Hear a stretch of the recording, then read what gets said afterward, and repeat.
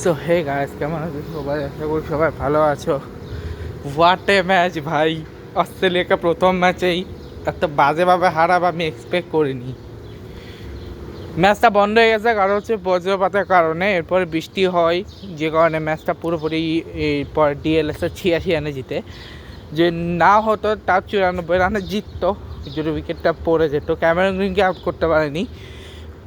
Cameron green হচ্ছে hooter shot খেলেনি, যে কারণে আউট করাই সম্ভব হয়নি ক্যামেরন গ্রিনকে। যাক গিয়ে আইসল্যান্ডের সাথে ম্যাচ, হোপফুলি আর্জেন্টিনা জিতুক, এটাই চাই। ঠিক আছে, আর 2 দিন তারপর শুরু হবে ওয়ার্ল্ড কাপ।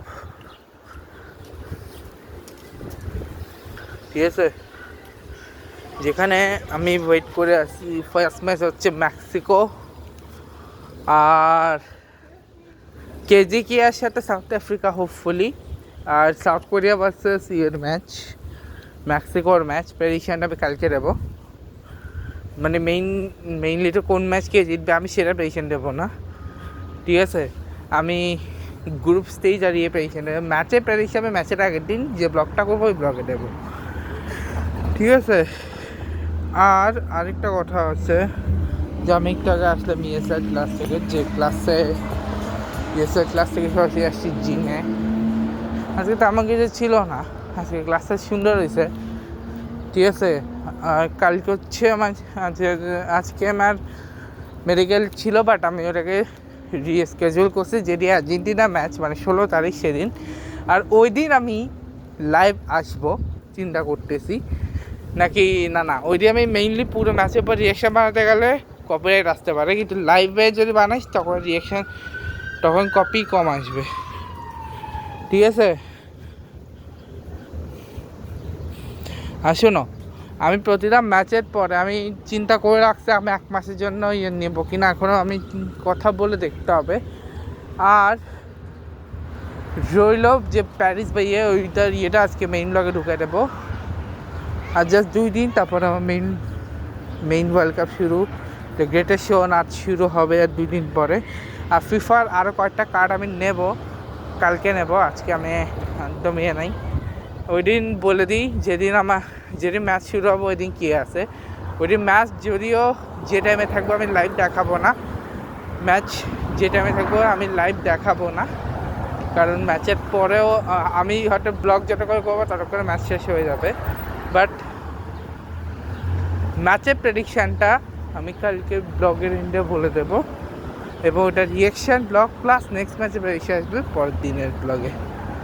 ঠিক আছে, আচ্ছা এখন আমি বাসা থেকে বেরোলাম, মানে এখন যাচ্ছি বাসায়। আমি সকালে হচ্ছে প্রথমে গেছিলাম হচ্ছে বাবার সাথে ইয়েতে লন্ড্রি ওখান থেকে কারের ওয়াশিং থেকে তারপরে বাবা ব্যাঙ্কে আসলাম, বাসে এসে বাকি আমি খেয়ে তারপরে হচ্ছে রেডি হয়ে তারপরে সে ড্রেসগুলো আনছি, তারপরে এনে আমরা গেছি হচ্ছে খাইছি, খেয়ে তারপরে হচ্ছে আমি গেছিলাম বাসায় বলতেছি ওর নাম কি, আরে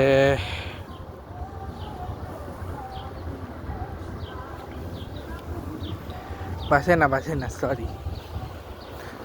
তারপর আমরা ইয়েতে চলে গেছিলাম, এক সেকেন্ড আরো। তারপর হচ্ছে আমরা চলে গেছিলাম হচ্ছে ক্লাসে, তারপর ক্লাস থেকে এসে আসলাম ওখান থেকে সসে এসে জিম, তারপর জিম থেকেই এখন বেরোবার পথে এটা করতেছি। আর ম্যাচ টু ম্যাচ প্রেডিকশন আমি ভাবছিলাম ফার্স্ট ওভার করবো, কিন্তু পরে ভাবলাম না। ঠিক আছে,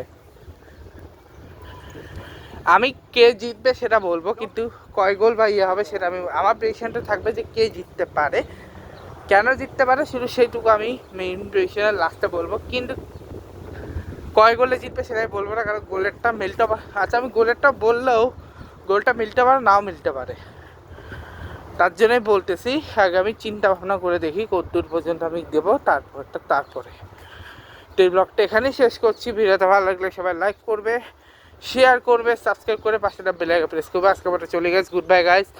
এবং কংগ্রেস তো বাংলাদেশ টিম যারা অস্ট্রেলিয়াকে হারিয়েছে, মেয়েদের টিম আয়ারল্যান্ডের কাছে হেরে গেছিলো। এখন দেখি আর্জেন্টিনা আজকে কয় গোলে হারায়। ঠিক আছে, তো যখন মেইন ব্লগটা করবো ততক্ষণ ইয়ে হয়ে যাবে।